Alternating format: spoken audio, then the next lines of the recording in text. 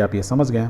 Example number 6, if cos x is equal to -3/5 and x lies in the third quadrant, find the value of other 5 trigonometric functions. x means angle जो है कहाँ पे आ रहा है, lies in the third quadrant.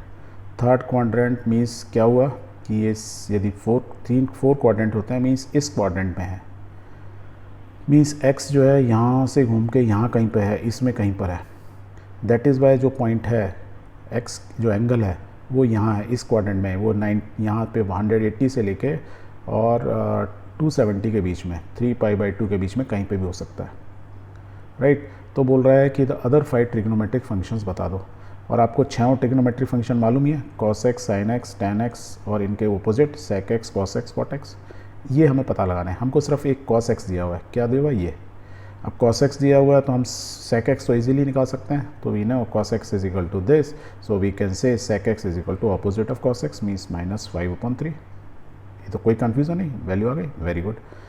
हमको एक formula मालूम है, sin² x plus cos² x equal to 1। तो मीन्स cos x यहाँ दिया हुआ है तो मैं यहाँ रख दूँ, तो sin x की वैल्यू निकाल सकता हूँ। लेट पुट दोज वैल्यूज, इसको इधर ले गए, cos x की वैल्यू डाल दी, so we are getting this. Further solid 16/25 means sin² x is equal to 16/5। इस दोनों तरफ का स्क्वायर रूट लो दो तो इधर क्या रह जाएगा, sin x is equal to ±16 का 4 आ जाएगा, 25 का 5 ±4/5। जब भी हम स्क्वायर रूट लेते हैं तो आंसर हमेशा प्लस माइनस में आता है।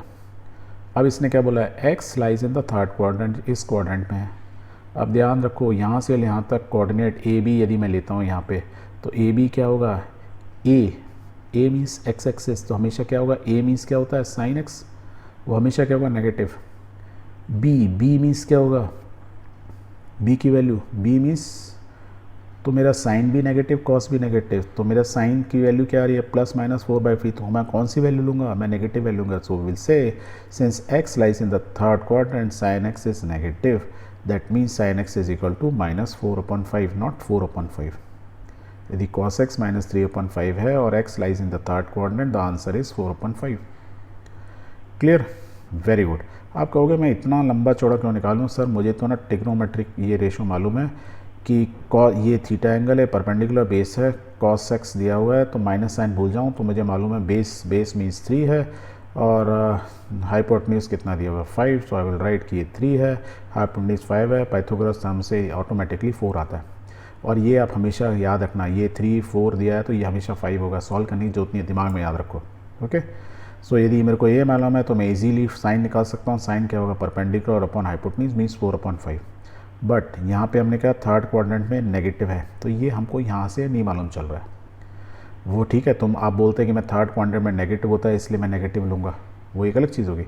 But this is not the right way of solving. The right way of solving is we are using this formula, okay done. तो cos x आ गया, sec x आ गया, sin x आ गया, cos sin और sec x आ गया। sin का ऑपोजिट क्या हो, cos x, तो वो भी आ गया हमको। तो let's write down, so which also give cos x equal to opposite of this -5/4। अब देखो साइन मालूम है, cos मालूम है, tan निकल सकता है तो tan निकाल लो यार। तो tan theta is equal to sine upon cos, cos की और sin की वैल्यू दी है, you put it, answer is 4/3। अब tan का मालूम चल गया, cot क्या होता है उसका ऑपोजिट, तो let's find the opposite is 3/4, तो लिख दो यार 3/4। So this way all the functions we have found out, right, when we know x lies in the third quadrant, और जहाँ पे cos x की वैल्यू -3/5 है। क्लियर है, ओके, वेरी गुड।